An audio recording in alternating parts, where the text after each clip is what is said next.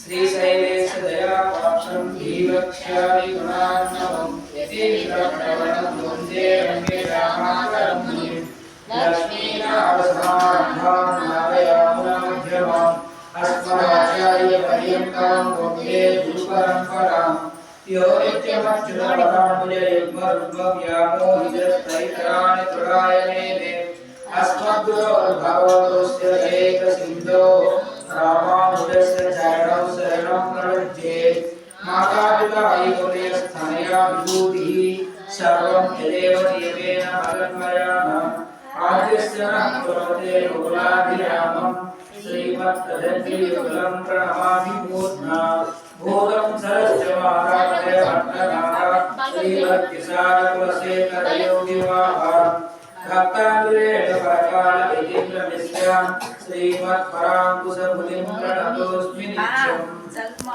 आपदामपहर्तारं दातारं सर्वसम्पदां लोकाभिरामं श्रीरामं भूयो भूयो नमाम्यहम् गोविंद सुंदर पदाम्बुज भग्नचित्तो मंदाकिनी तुलित मंजुलवाक् प्रवृत्य लोकं समस्तमवरोधवदूत पापं तं वेङ्कटाख्य गुरुमात्मने भावयामः संसारदापानलगद्भाव समागतायाः भवलोक्य सज्जः भवन्ति बोधा अमृतशेखरुष्टा स्तौमे गतिर्वेङ्कट देशिकाङ्घ्रि नारायणावतीर जमत्ववृन्दं भक्ति प्रपत्ति सरसीच राजहंसं पौराणिक प्रथमोत्तम तत्वबोधं श्री श्रीनिवास गुरुकुङ्गवमाश्रयेऽहं श्रीमद्रामाय स्वरूपाय महात्मने रामभक्ति प्रबोधाय कृष्णदासाय ते नमः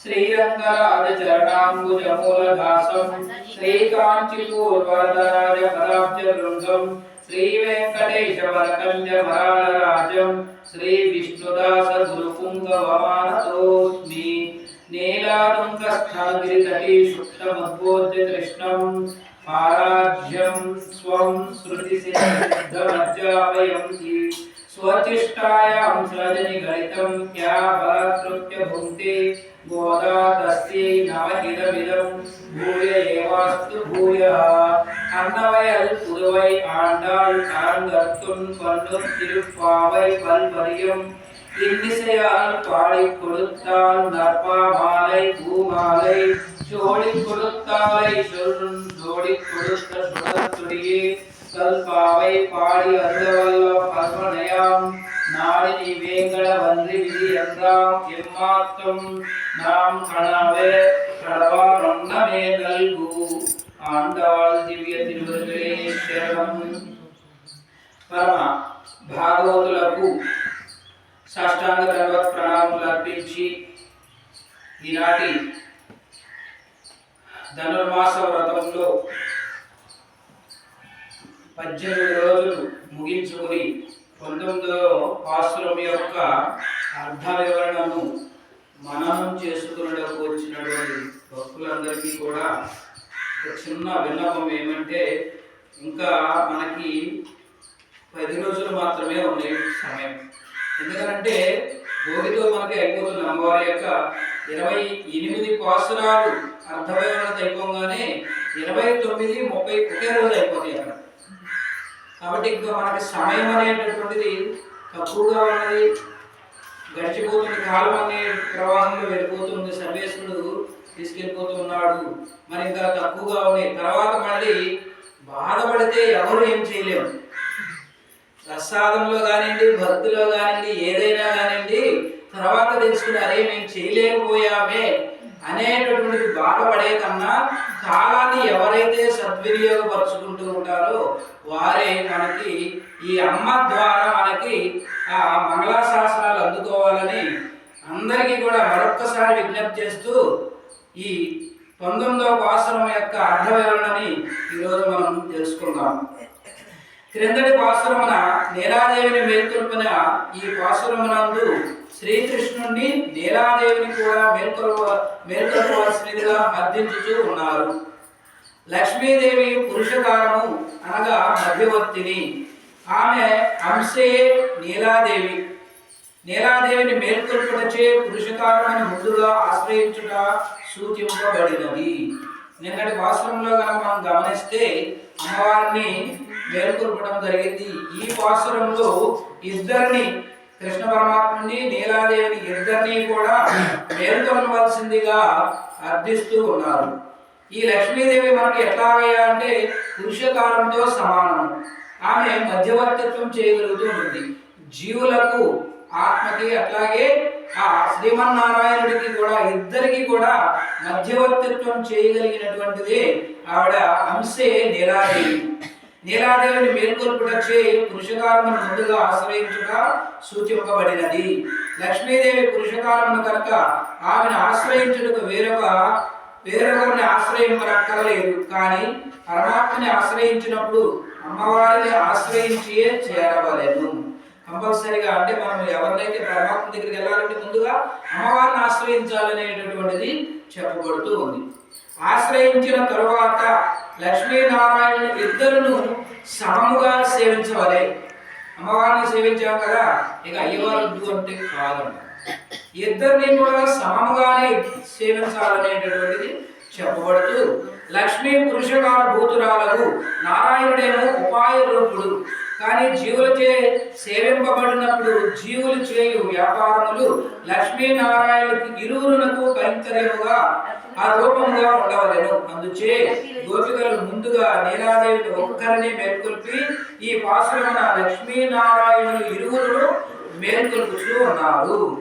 ముందు అమ్మవారినే మేల్కొల్పిన తర్వాత నిన్నటి పాసురంలో ఈ రోజు ఇద్దరిని కూడా మేల్కొల్పడానికి సంసిద్ధులై ఉన్నారు. అమ్మవారి ద్వారా పరమాత్మను ఆశ్రయించుడే ఇతని యందుగల కారుణ్యము ఉప్పొంగి జీవునిపై ప్రసరించును. నీలాదేవి తన అర్థించిన గదాయన తలుపులు తెరవవలెనని లేవబోయినది. ఆమెకు సంబంధించిన వారిపై పరమాత్మ అధికముగా ప్రేమ చూపించును. కావునే తాను వచ్చి తలుపులు తెరవవలని నీలాదేవిని వెనకకు లాగి మంచంపై పడవేసి ఆమెపై తాను అధిక పెట్టి పరుండి ఉండి ఆమె స్పర్శ సుఖముచే వడలు మరిచి తలుపులు తెరవక ఊరకుండెను. గోపికలు స్వామిని మేల్కొల్పి తలుపులు తెరవవలసినదిగా అర్థించిరి. నీలాదేవిని అర్థిస్తే ఆవిడని పరమాత్మ ఏం చేశారంటే కొంచెం వెనక్కి అక్కడే మరలా పొరుడునట్లుగా చేసేసిన తర్వాత ఆ గోపికలు మరలా స్వామివారిని మేల్కొల్పడానికి తలుపులు తెరవలసింది కానీ ఇద్దరిని లేపబడుతూ ఉంటున్నారు ఈ యొక్క ఆశ్రమంలో. అంతన ఆర్తనాదము విని తలుపులు తెరవలని స్వామి లేపబోతుండగా నీలాదేవి తన కళ్ళతో తలుపులు తెరవ వీలు లేదని ప్రతిబంధించినది. అది చూచి గోపికలు అమ్మా న్యాయము కాదని నీలాదేవిని అర్థించిరి. మరలా నీలాదేవి ఆవేశిస్తే తలుపులు తీయడానికి మళ్ళా కనుల ద్వారా సైగ చేస్తే వద్దన్నట్లుగా మళ్ళా ఇదెక్కడ న్యాయం తల్లి, మిమ్మల్ని లేకపోతే ఆయన వేడుకుంటే ఆయనేమో వద్దు, మీరు ఇద్దరు పరస్పరం చెప్పుకుంటూ వస్తున్నారు, ఇది ఎక్కడ న్యాయం అమ్మని చెప్పుకుంటూ ఉండగా ఈ పాశ్రంలో శృంగార రసభరితము ఉన్నట్లుగా గోచరించును. ప్రేయసి ప్రియుల యొక్క ఆశ్లేషము అనన్య సమర్థము ఇందు నిరూపింపబడినటువంటిది. ఈ పాశ్రంలో ఇద్దరు కూడా పరిహాసము అంటాము. శృంగారము అనేటటువంటి విషయాల్లో పరిహాసములు ఆడుతూ ఉంటారు. ప్రేయసి ప్రియులు ఒకళ్ళ మీద ఒకళ్ళు అనురాగముతో అన్యోన్యముతో ఇద్దరు కూడా చూపించుకుంటూ ఉంటారు. ఆ విషయాన్ని మనకి ఈ యొక్క పాశ్రంలో తెలియజేస్తూ, కానీ ఇందుకు నిరూపింపబడినటువంటిది ఏమిటా అంటే తాత్వికమైనటువంటి నిరూపణ, కానీ శృంగారం కాదు. ఇది మనస్సును దుగుప్సను జనింపజేయవచ్చు, మనస్సు ఏదో బాధ కలిగించవచ్చు, కానీ అమితమైనటువంటి బాధ కాదు, అమితమైనటువంటి విషయాలు కాదు, కానీ తత్వము లోకంలో జరిగేటటువంటి విషయాలే, కల్పించబడినటువంటివి కాదు, ఎవరో చెప్పగా మనము అనుకునేటటువంటివి కూడా కాదు. ఇది తత్వము అనేటటువంటి లోకంలో ఏ విధంగా జరుగుతూ వెళ్ళిపోతుంటే ఈ రోజుకి కూడా మనకి తెలుసుకోవచ్చు. సృష్టికి ముందు తర్వాత కూడా పరమాత్మ లక్ష్మీ సహేతుడై ఉండును. శ్రీమన్నారాయణ తత్వము అవిభాజ్యమైన ఏక అనేక తత్వము శ్రీదేవియే సర్వేశ్వరునిగా కారుణ్యమై సంకల్పముగా, ఆ సంకల్పమే జగద్రక్షణముగా అనగా సృష్టి స్థితి సంహారములకు హేతువు. ఇది ఒక సృష్టి స్థితి లైవ్ అనేటటువంటి విషయాల్లో గమనిస్తే మనకి అట్లా చేసేసాడు వదిలేసాడా అంటే కాదు.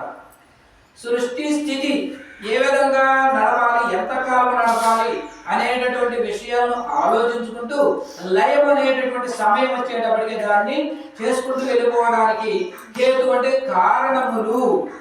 ఈ మూడు కారణాలని కనుక మనం చూసుకునేది ఎవరైనా అంటే పరమాత్మే. పరమాత్మ కంటే వేరే కాదు. సంకల్పము గల పరమాత్మ సృష్టి స్థితి నియమములను చేయుచు ఉన్నాడు. రక్షణ కారణమా శ్రీయ నారాయణుడా, మళ్ళీ శ్రీమన్నారాయణుడా. లక్ష్మీదేవి చేయిస్తుందా, లేకపోతే నారాయణుడే చేస్తున్నాడా, లేకపోతే ఇద్దరు కలిసి చేస్తున్నారా? ఈ మూడు పనులు సృష్టి స్థితి లయం అనేటటువంటి విషయాలను ఈ ముగ్గురు, ఈ మూడింటి మీద ఎవరికి ఎక్కువగా ప్రేరణ కలిగి ఉన్నది అనేది మనం గమనిస్తే నారాయణుడే. కానీ శ్రీ కాదు, కేవలం నారాయణుడు కాదు, శ్రీమంతుడు నారాయణుడే. శ్రీ అతని నిరూపించు ధర్మముగా ఉండను. రక్షింపవలనడి కారుణ్యపూర్వక సంకల్పమే పరమాత్మని రక్షకునిగా వచ్చినది, కానీ సంకల్ప విరహితుడు కాదు. శ్రీ అనేది కారుణ్యరూప సంకల్పము రక్షణ ఆవశ్యకత లేనప్పుడు పరమాత్మ వక్షస్థలంలో నొదిగి ఉండును. రక్షింపవలసినటువంటి ఆవశ్యకత కలుగునే ముందు అమ్మవారు అనగా కారుణ్యమును ఉద్భుతమగును. అమ్మవారి యొక్క ప్రేరణ లేచే ఏ పనైనా ఆయన చేయడం. కాబట్టి ఇది ఎవరైనా ఏమిటి అనేది ఒకరికొకరు మళ్ళీ ఆవిడ ఎక్కువ ఈయన తక్కువ అనేది భావం ఉండకూడదు. ఇద్దరు కూడా సమానమే.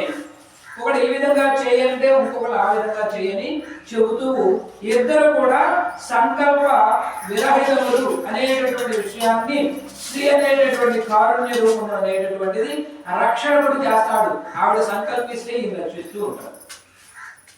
ఈవిడ ఒక్కొక్కసారి రక్షిస్తూ ఉంటుంది అనుకోండి, ఆయన నడుపుకుంటా వస్తూ ఉంటాడు. ఆ విధంగా చెప్పేటటువంటి విషయాల్లో కనుక ఈ సన్నివేశమున చమత్కారం ఎందు వర్ణింపబడినది కారుణ్య రూప సంకల్పావస్థ ఎలా ఏది. ఆమెను మేల్కొల్పి గోపికను తనకు సంబంధించినటువంటి వారిగా కరుణతో రక్షింపవలసినదిగా వారిని స్వీకరించును. దానిచే పరమాత్మ రక్షింపవలసినటువంటి బాధ్యత ఏర్పడును. ముందు నీలాదేవి లేచి తలుపులు తెరుచుటకు వచ్చుట ఆమెను కృష్ణుడు అడ్డగించి పరుండ వేసి ఆమె వక్షస్థలము నుండి భక్తి వాత్సల్యములకు వసుడై ఆమెను వదలలేకుండా మరలా నీలాదేవి అర్థించినప్పుడు శ్రీకృష్ణుని వదలమని అర్థించుట మొన్నలు శృంగార ప్రధానములుగా కనపట్టు సన్నివేశములు శ్రీమన్నారాయణుడి యొక్క తత్వములు, ఆ స్త్రీ తత్వము నారాయణ తత్వములకు సంబంధించినటువంటివి వివరించుతూ ఉన్నాయి ఈ యొక్క ఆసురంలో. చేతనాత్మకముకు సర్వ జగత్తు శ్రీమన్నారాయణుడుకు శేషభూతుడు. జగమనందులే ప్రతి జీవియు తాను చేయగలిగిన పని అందు శ్రీమన్నారాయణుని చేతనే నియమింపబడును. చేతనం అంటే కదలిక, అచేతనం అంటే కదలిక లేకుండా ఉండటము. ఇదంతా కూడా గోడలు చూసుకున్నవి అచేతనం. మరి చేతనంలో ఏమన్నాయంటే జీవుడు.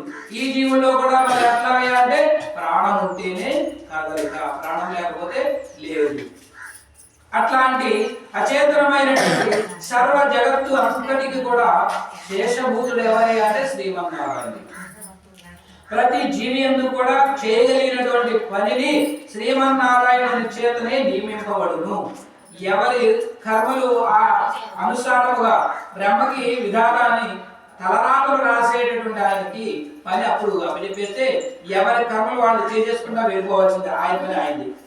మరి ఇవన్నిటికీ కూడా ఎవరి యొక్క సంకల్పము అని చెప్తే శ్రీమన్నారాయణ యొక్క సంకల్పము.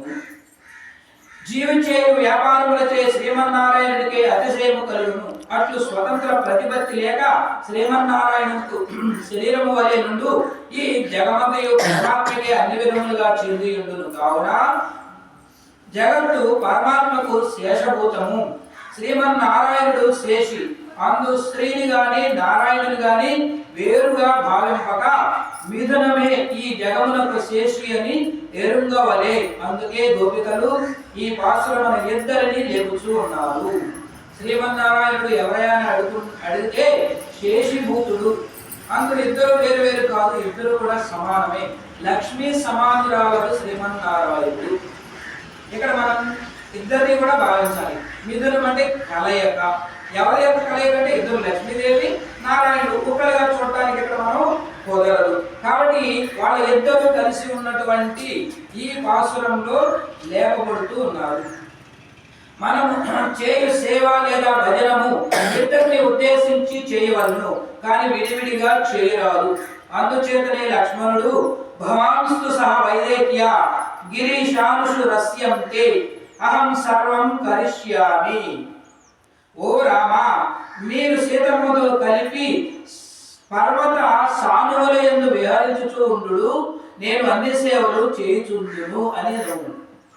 వాళ్ళ ఇద్దరు కూడా కలిసి ఎక్కడ ఉన్నా కానీ నేను మాత్రం ఒక సేవకుడుగా, ఒక దాసుడుగా, ఒక భక్తుడుగా మీ పనులన్నీ కూడా చేస్తూ ఉంటాను అని లక్ష్మణ స్వామి వారు మనకి ఇక్కడ తెలియజేస్తూ, ఎక్కడయ్యా మనం చేసేటటువంటి సేవలు, భజనలు, కీర్తనలు అవన్నీ కూడా ఇద్దరిని కలిపి చేయమని తెలియజేస్తున్నారు. ఒక్కొక్కరుగా మాత్రం చేయొద్దు. ఆ విధంగా ఇట్లు జంటను సేవింపగా విడిగా సేవింప యత్నించువారు శూర్పణఖగా రావణుని వలె నష్టపోవుదరు. ఒకవేళ ఒక్కరినే కోరి వెళ్ళారనుకోండి, శూర్పణఖ ఏ విధంగా నష్టపోయిందో తెలుసు. అట్లాగే రావణాసురుడు కూడా అంతే, సీతమ్మను ఎడబాటు చేసేసాడు. కాబట్టి వీళ్ళిద్దరూ ఏ విధమైనటువంటి పరిహారములు పొందారు, ఆ విధంగా పొందుతారు అనేటటువంటి విషయాన్ని తెలియజేస్తూ ఈరోజు మనం 19వ పాసురానికి వెళ్దాం. குத்தம் விளக்கரிய கோட்டுக்கால் கட்டில் மேல் மெத்தன்றை பஞ்சு செயலித்தல் மேறி கொத்தல் பூரங்கள் நப்பெண்ணை கொங்கை மேல் வெத்தையக்குட ரமலர் மார்பா வாய் திறவாய் மெத்தடங்கின் நாய் நீ என்மானவனை எத்தனை போதும் கீழ ஓட்டைகான் எத்தனை ஏழும் விரத்தகம் இல்லாயல் தத்துவன் மம்மன்று தத்துவேல் எல்லோரெம்பாவாய். గుత్తు విలక్కం గుత్తు దీపములు ఒక దీపంగా కాకుండా అనేక రకములైనటువంటి పంచదీపములు అనేటటువంటిది ఒక ఇది ఉంటుంది. ఎరియు ప్రజ్వలించుతూ ఉండగా కొట్టుకాల్ దంతపు కోళ్ళు గల కట్టిల్ మేల్ మంచముపై మెత్తనైనటువంటి పంచశయనల్ మేల్ 5 గుణములు కల పాంపుపై ఏరి అధిరోహించి కొట్టు గుత్తులుగా ఉన్నటువంటి అలర్ వికసించిన పూంగల్ పూలు ముడిచిన కేశవాసములు గల నప్పిన్నై నీలాదేవి యొక్క తొంభై మేలు స్థానములపై వెత్తిక్కిడందు తన శరీరమును ఆనుకుని పొరుండి మలర్ వికసించిన మార్పా వక్షస్థలము కలవాడా వాయికిరవాయి నోరు తెరిచి ఒక మాట పలుకుము మై కాటుకులు దాల్చిన తలం విశాలమైన కండిన కన్నులు గలదానా నీవు ఉన్మణలానాయి నీ వల్లముని ఎత్తైన పోదు ఒక్క క్షణకాలమైనను తుయడ ఎట్టాం కాన్ లేవనీయవా ఏమి ఎత్తనయ్యలు ఎంత మాత్రమైనను సిరియం ఎడబాటు అత్యంగిల్లాయ్ ఓర్వలేని దానవు అల్ ఆశ్చర్యము తత్వం అనమండ్రు నీ స్వరూపము కాదు తగవండ్రు నీ స్వభావము కాదు. గుత్తు దేవములను చుట్టూను వెలుగుచూ ఉండగా 7 దంతములతో చేయబడిన కోళ్లు గల మాంసంపై ఉన్న చల్లదనము, మెత్తదనము, తెల్లదనము, ఎత్తు, వెడల్పు కలిగినటువంటి పాన్పుపై 4 దంతములు కలిగినటువంటి కోళ్ళు. ఇటువరకు పట్టె మంచం అనేవాడు. ఇప్పుడు అన్నీ కూడా ఈ రూపం వచ్చేస్తాయి.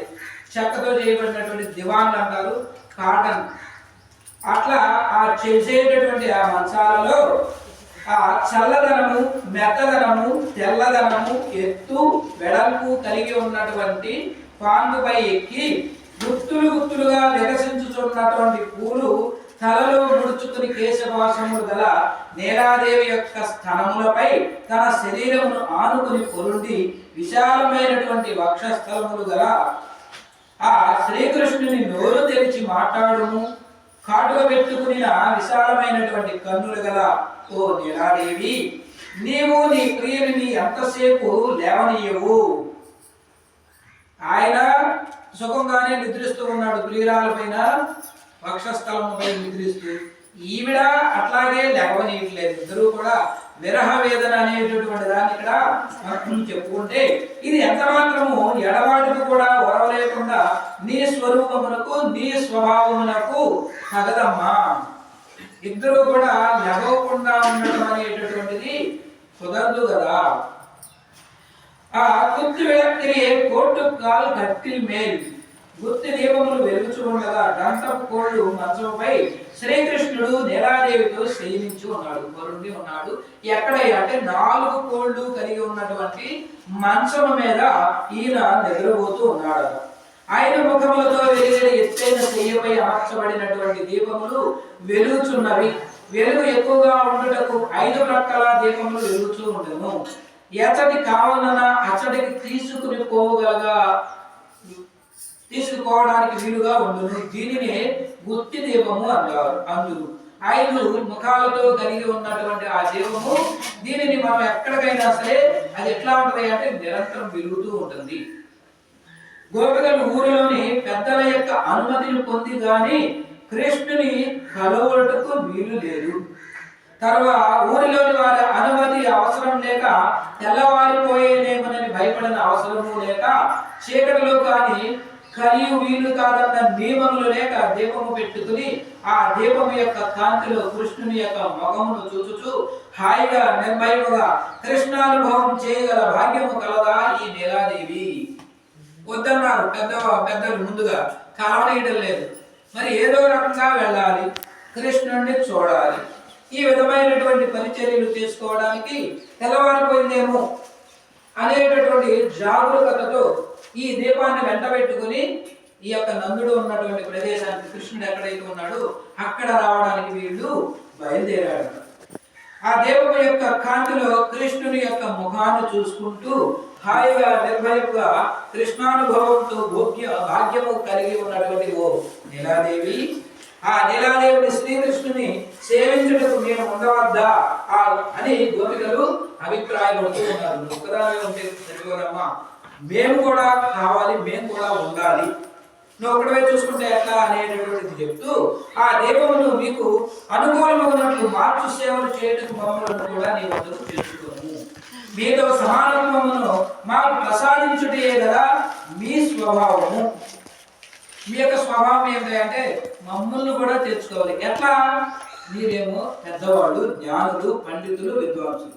మరి వాళ్ళకి అజ్ఞానులు అయినటువంటి భక్తి భావంతో మేము కూడా రావాలని ఆ చిన్న ఆశయం మమ్మల్ని ఇక్కడ దాకా తీసుకొచ్చిందమ్మా. కాబట్టి మీరు ఆ స్థాయిని పోల్చుకోవద్దు, దయచేసి మమ్మల్ని కూడా చూడడానికి అవకాశం ఇవ్వండి. ఇది ఎట్లా అంటే మేము కూడా ఈ భవనంలో మీ వలె మంచములపై పరుండి దీని ప్రకాశంలో కృష్ణానుభవం చేయు చేసినట్లు ఆ చేసినాడే కదా మీకు ఆనందము. మేము బాధపడుతూ ఉండగా మీ అనుభవం మీకు రుచించునా, మీరిద్దరూ అనుభవించుతూ ఉండగా మేము కూడా మీ సన్నిధి యందు ఉండటే మాకు ఆనందము. ఒకళ్ళు సంతోషపడుతుంటే ఒకళ్ళు బాధపడుతుంటే రకరకాలు ఉంటాయి, కాళ్ళనే అనుకుంటా ఉంటాం. కానీ ఇక్కడ అమ్మవారు ఇక్కడ ఆ నీలాదేవితో వీళ్ళు గోపికలు అనేటటువంటి మాటలు ఏమిటాయా అంటే ఈ కృష్ణుని యొక్క అనుభవాన్ని ఆనందించుటలో మమ్మల్ని కూడా పాల్గొనిస్తే అదే మాకు ఆనందం. మరి మేము బాధపడుతుండగా ఆ అనుభవం నీకు ఏమైనా రుచిస్తుందా అనుకుంటా ఉంటారు. మరి నువ్వు నాకు పెట్టకుండా తిన్నావు కదా, అది నీకు ఆడకుండా ఉండుగా. వీడు పాపం అమితమైనటువంటి ఇష్టంతో అది కొంతే ఉండొచ్చు, లేకపోతే ఆడి ఒక్కడి వరకే ఉండొచ్చు. ఈ చుట్టుపక్కల నలుగురు ఉన్నారనుకోండి, అప్పుడు వాళ్ళు అంటూ ఉంటారు తిను నీకు అరుగుద్దేమో చూద్దాం. అట్లా ఇక్కడ అనుభవాన్ని కూడా కృష్ణుని యొక్క అనుభవాన్ని ఒక్కదానివే పొందొద్దు తల్లి, మమ్మల్ని కూడా ఒకవేళ పొందే వద్దు, అదేమన్నా రుచిస్తుందా ఏమిటి తర్వాత అంటాడు నీ 7,000 కొట్టింది నాకు. కాబట్టి ఇక్కడ అట్లా కాకోకుండా ఈవిడ ఏమని చెప్తూ ఉన్నారంటే, మమకారము అనేటటువంటి ఆనందాన్ని మాకు కూడా కలిగించడానికి అవకాశం ఇవ్వు అని చెప్తూ, లక్ష్మణుడు సీతారాములతో వనములకేగి వారిద్దరూ ఆనందముగా విహరించుతూ ఉండగా సేవలు చేయుచుండెను. లక్ష్మణుడు అలాగే సీతారాములతో, ఆ సీతారాములు ఇద్దరు కూడా ఎక్కడికి వెళితే అక్కడికి ఈయనే వెనకాల పరిచర్యలన్నీ కూడా చేసుకుంటూ వచ్చాడు. శీలుడు, భగవంతుని యొక్క భజనశీలుడు ఎట్లాంటి వారంటే, ఆర్త చేయాలనేటటువంటి కోరిక, జిజ్ఞాస చేయించడానికి కూడా ఉండేటటువంటి కోరిక రావడం, రెండు కూడా దగ్గరతో ఆర్ధార్థి నిరంతరము చేసుకుంటూ వెళ్ళిపోవడమే జ్ఞానులు. ఆర్తుడు, జిజ్ఞాసుడు, అర్ధార్థి, జ్ఞానులు, ఈ నలుగురు కూడా మనకి భగవద్ భజనశీలులు.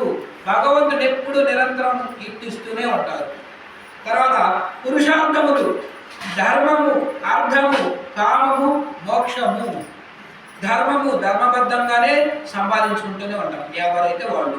అర్థము సంపద, కామము కోరికలు, మోక్షము చివరికి ఏంటయ్యా అంటే మోక్షప్రదాలు ఇచ్చేటటువంటి మోక్షం కోసమే మనం ఇక్కడ ఈ భూమండలంలో చేసేటటువంటివి విధానములు 4 రకములు, అవే పురుషార్థములు. తర్వాత మోక్షము సారూప్య, సాలోక్య, సామీప్య, సాయుజ్యములు, దగ్గరగా తీసుకెళ్తాడంట. సారూప్యము పోలికలు, అందరూ కూడా ఒకే రకంగా కనిపించడం. నలదమయంతుల కథలో చూసుకుంటే నలుడు ఇంద్రుడు మొత్తం అందరూ కూడా అక్కడ అందరూ కూర్చున్నాడు, అందరూ కూడా నలుడు రూపంలో కనపడతారు. దమయంతి స్వయంవరంలో గమనిస్తే ఈవిడ పట్టుకోవాలి, పసిగట్టాలి. ఎవరికైనా సరే నలుడని భావించి దండేసిందా అయిపోయినట్టే. అక్కడ అగ్ని పరీక్ష లాంటిది ఆవిడకి. సరే చూసింది, మొత్తం అంతా చూసుకుంటా వస్తా ఉంది. ఒక ఆయనకి పాదముల కింద అంటుంది, భూమి మీద అంటుంది. దేవతలకు అట్లా ఆనంద దొరికాడు రాజా ఉంది, వెళ్ళిపోయి దండేసేసింది. ఆ నలుడిని సారూప్యం అంటే ఆ విధమైనటువంటి ఒకే ఒక పోలికలో సారోగ్య, సామీప్య, సాయుధ్యములు లోక వ్యవహారంలో దగ్గరగా తీసుకొచ్చేటట్టు, మళ్ళీ దగ్గర రూపాలతోనూ మనకు దగ్గరగా తీసుకురావడం. సాయుధ్యములు ఇవి ఎట్లాంటివి అంటే మోక్షానికి దగ్గరగా సూచించబడేటటువంటివి. తర్వాత మోక్ష సాధనములు, ఈ మోక్షానికి వెళ్ళడానికి సాధనములు 4 రకాలు: కర్మ, జ్ఞానము, భక్తి, ప్రపత్తులు. ఇవి 4 కూడా మోక్ష సాధనములే. కర్మ ద్వారా సమాశ్రయమై జ్ఞానమును పొంది, భక్తితో ప్రపత్తులతో మోక్షానికి పరంపదానికి చేరుకోండి. ఇది మోక్ష సాధనములు. తర్వాత మరణాంతరమైనటువంటి గతులు, యమ్యాగతి, గర్భగతి, దోమాది గతి, ఆశ్చర్యాది గతులు.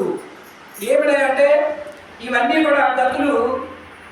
ఈ పరమపదంలో ఎవరైతే సమాశ్రయణములు ఉంటారో ఈ బాధలన్నీ తెలియదు, నొప్పులు అనేటటువంటివి తెలియదు. ఏమిటంటే యమ్యాగతి, ఈ భూలోకంలో పడ్డాడు అన్ని నానా రకాలైనటువంటి యాతనలు పడిన తర్వాత, అలాగే గర్భగతి వచ్చినది వెళ్ళేది, ఇవన్నీ కూడా అక్షరాది గమనంలో నొప్పులు అనేటటువంటి తెలియకుండా పరంపరానికి చేరుకుతూ ఉంటారు. యుగములు 4: కృతయుగము, త్రేతాయుగము, ద్వాపరయుగము, కలియుగములు. యుగ ధర్మములు ధ్యానము, యజస, అర్చన, సంకీర్తనములు. ధ్యానం చేయటమే ఒక అంశం ముందు. ఎవరైతే ఇష్టదేవత ఉంటాడో వాళ్ళ ఏంటే ధ్యానము.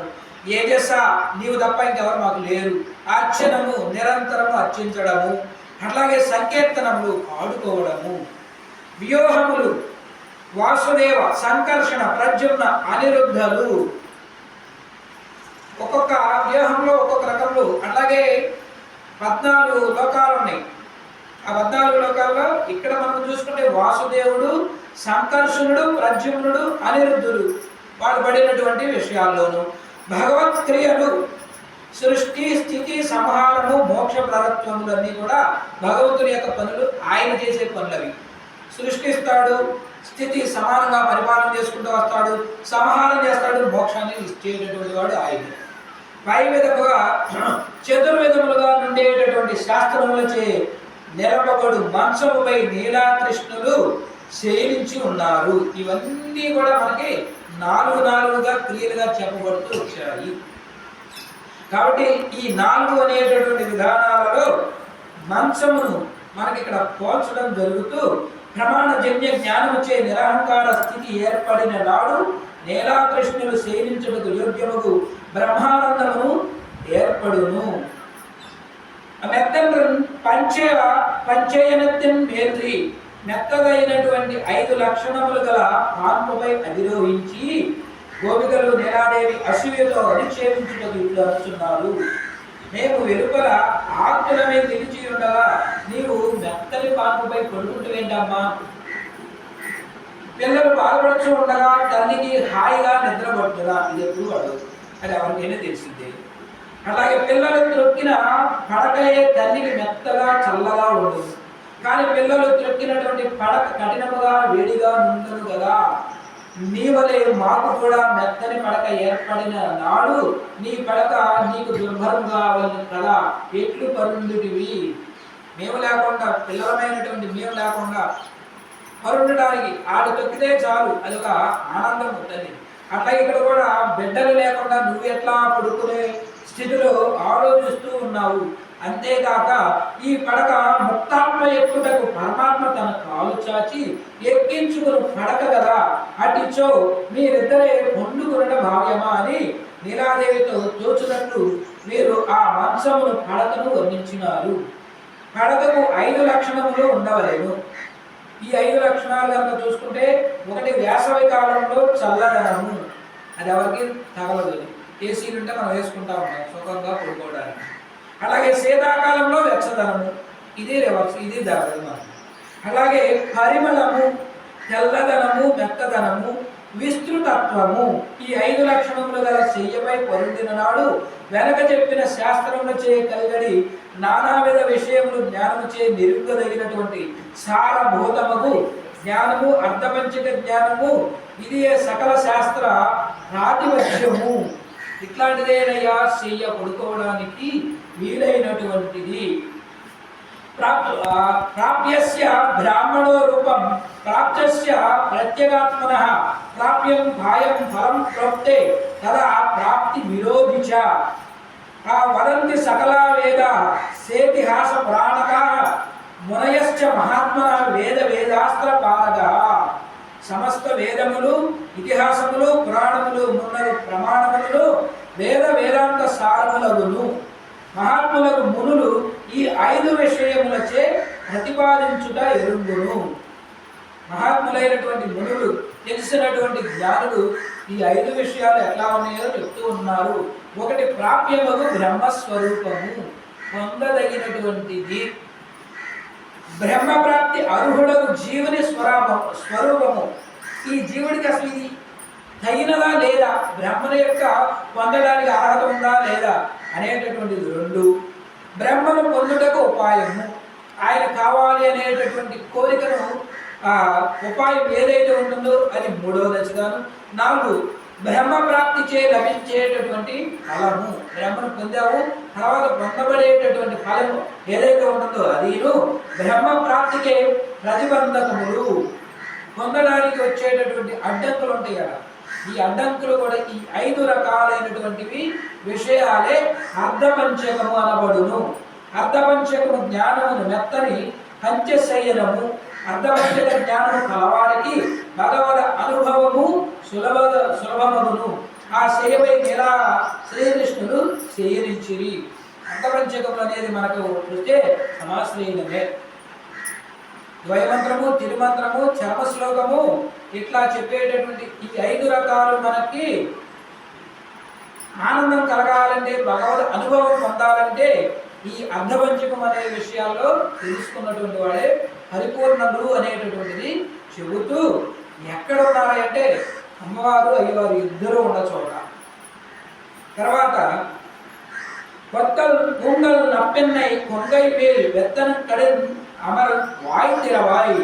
గుత్తులు గుత్తులుగా వికసించి ఉన్నటువంటి పువ్వుల కేశములందు ధరించినటువంటి ఓ నీలాదేవి యొక్క స్థలములను ఆనుకుని శయనించి విశాలమైనటువంటి వక్షస్థలములు గల ఓ దేవా, ఒక మాటలు పలకవయ్యా.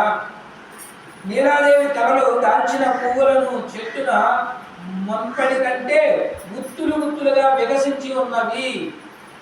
చెట్లకు ఉండేటటువంటిదేమో ఒకటి ఒకటి అట్లా అట్లా చూసుకుంటా వస్తూ ఉంటాము, కానీ ఈ పూలన్నీ కూడా ఆవిడ యొక్క జడలోకి కేశముల్లోకి చేరితే చాలా ఆనందంగా ఉన్నాయి, సువాసన భరితంగా ఉన్నాయి.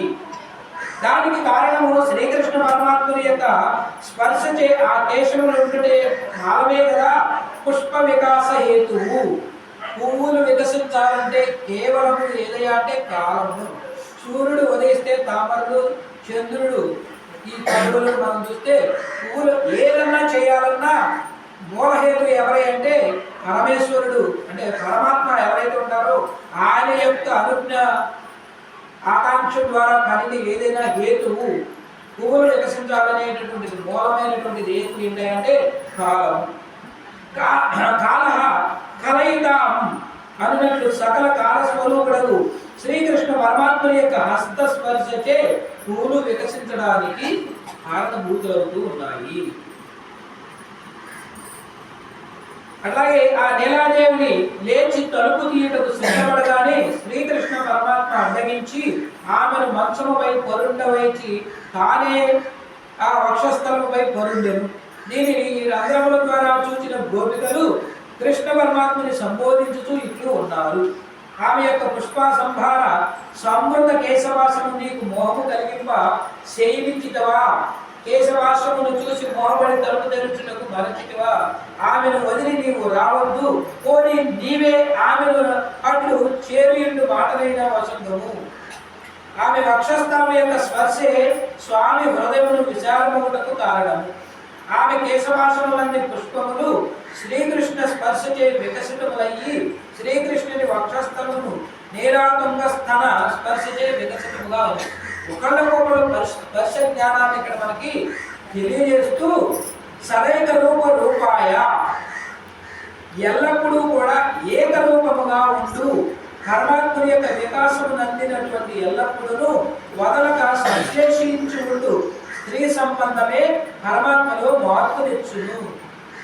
సదైక రూపాయ విష్ణు రూపాయ వ్యాస రూపాయ విష్ణు అని మనం శ్లోకంలో చెప్పినట్టుగానే ఇక్కడ ఏమని చెప్తూ ఉన్నారంటే ఏకరూపంగా ఉండండి, ఇద్దరు కూడా కలిసి ఉండండి. పెళ్లి చేసి ఏమని చెప్తారంటే ఇద్దరు కలిసే ఉండండి అని చెప్తా ఉంటారు. తర్వాత వచ్చేది రకరకాల మనకు వెళ్ళిపోతూ ఉంటాం అనుకోండి. కాబట్టి దాంపత్య జీవితంలోకి వెళ్ళేటటువంటి ఆ విధంగానే ఇక్కడ కూడా మనకి ఆ పరమాత్మలు ఇద్దరు కూడా శ్రీదేవి శ్రీమన్నారాయణులు ఇద్దరు కూడా సంబంధం అనేటటువంటిది చూపిస్తూ శ్రీదేవి జ్ఞానభక్తులనేది స్తనములపై ఆనుకుని కేశపాసమనడి భక్త జనత వ్యామోహమున జీవులు ఆత్మలనడి పుష్పములను గుత్తులుగా దాల్చిన శ్రీదేవి సంబంధము కలిగి ఉన్న పరమాత్మ వికాస సంకోచములు లేనినాడు వికాసము అందిన నాడు కర్మ జనిత వికాస సంకోచములు కలిగి ఉండుట దోషము. కానీ కారుణ్య జనిత వికాసములు సంకోచములు పరమాత్మకు ఉండుట దోషము కాదు. కారణం కలగడానికి అంటే మనం చేసేది స్వతహాగా తప్పు చేస్తే అది తప్పు కింద లెక్క అవుతుంది, కానీ తెలియక చేసినటువంటి తప్పును అనుకోండి క్షమించడానికి అవకాశం ఉంటుంది. తెలిసి చేస్తే మహాపరాధం. కాబట్టి తెలిసి అనేటటువంటి దానిలో కాకుండా తెలియదుగా చేస్తే దాన్ని దోషముగా ఉండదు అనేటటువంటి చెప్తూ శ్రీకృష్ణుడు నీలాదేవిని కింద పరుండవేసి ఆమెపై పరుండి ఆమెను తన వక్షస్థలంపై పరుండబెట్టుకుని ఆడుకుతూ ఉండెను.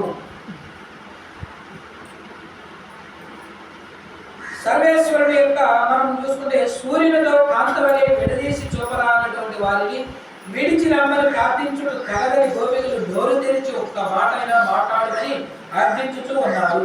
వారిని విడదీయగోరుటకు రావణాలను చేసినటువంటి దుర్వ్యాపార మనక్షులకు కదా సర్వేశ్వరుని యొక్క వాక్కు మనకు రక్షకము. అదే ఏమిటంటే మాసుచ అనేటటువంటిది శోకింపకము అని అర్జునకు చెప్పిన మాటే అర్జునకు శోక నివృత్తి కలిగించలేదా?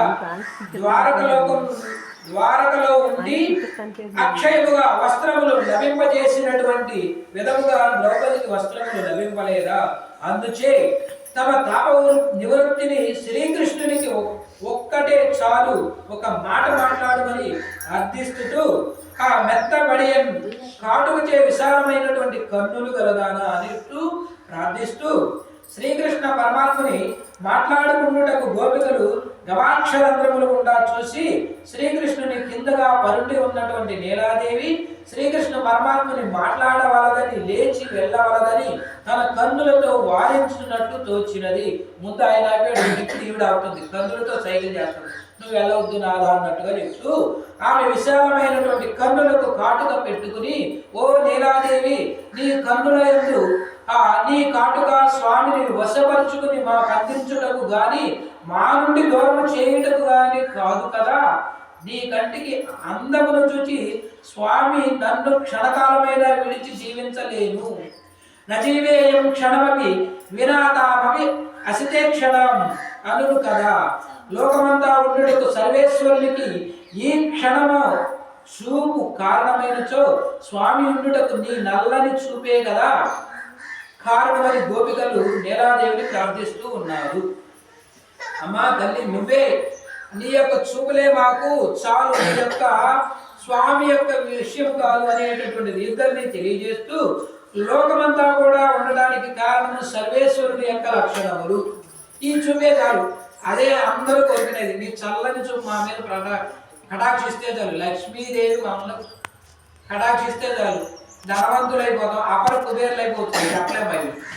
అందుకే లక్ష్మీ కటాక్షాన్ని మనకి ఇక్కడ శ్రీ కటాక్షముగా మనం తెలియజేస్తూ ఆమె భగవత్ స్వరూపమును ఎన్నడూ వదలనిది, భగవత్ రూపమును పరిపూర్ణముగా ఎరిగినది. ఈమె కంటి వైశాల్యము భగవత్ తత్వమును కూడా సంకుచితపరుచును. ఈమె కంటికి కాటుక ధరించినది. భగవత్ స్వరూపము నెరిగిన వారందరూ ధరించడి భగవత్ ప్రామాణ్యనమే.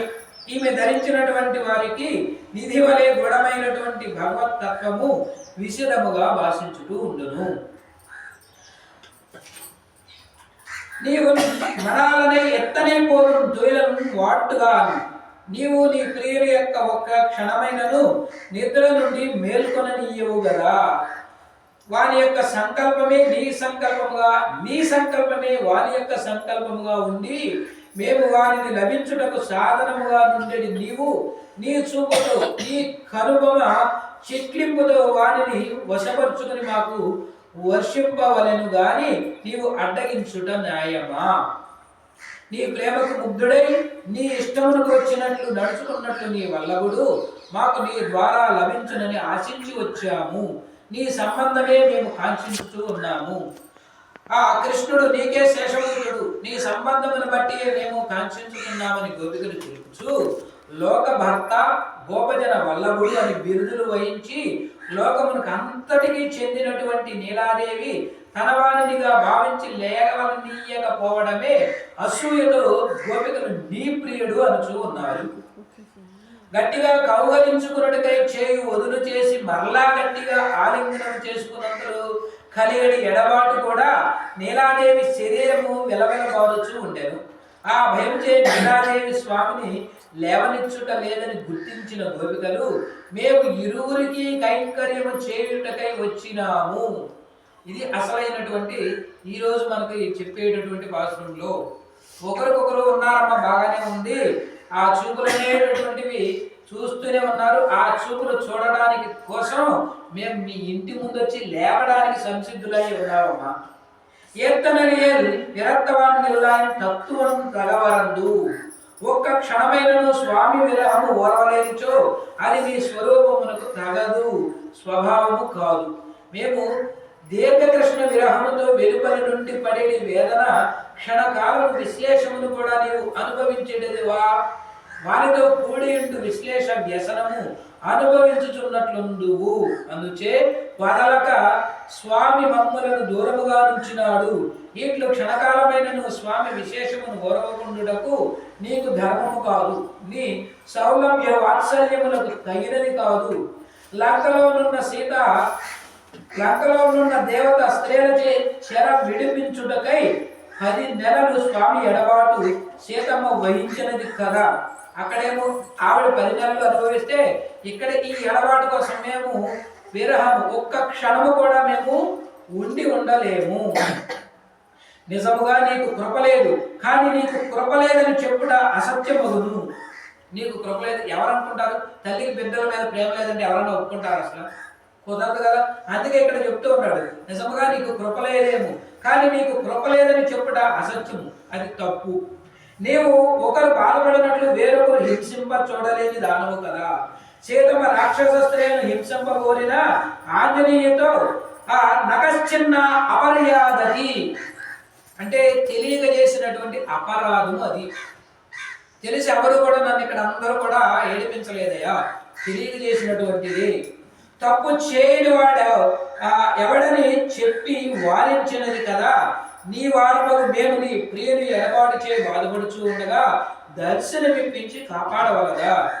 ఏమనంటే ఈ లోకంలో తప్పు చేయనటువంటి వాళ్ళు ఎవరన్నా ఉంటారని చూస్తే మొత్తం ఎక్కడ చూసినా కూడా ఎక్కడ దొరకదు.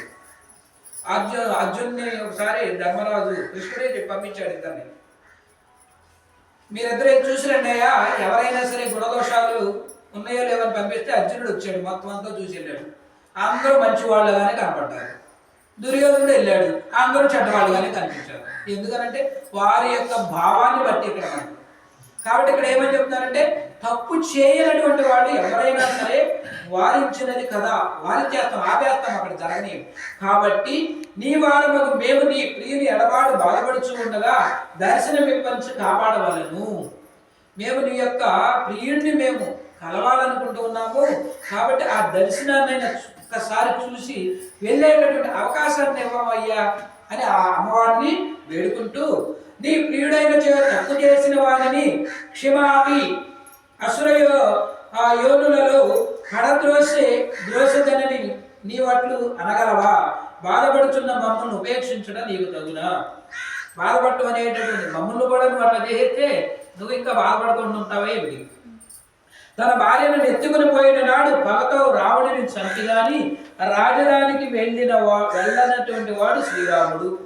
తనని హింసించిన రావణుని హితము కోరి శ్రీరామునితో చెలువు చేసి జీవించుచున్నటువంటిది సీతమ్మ.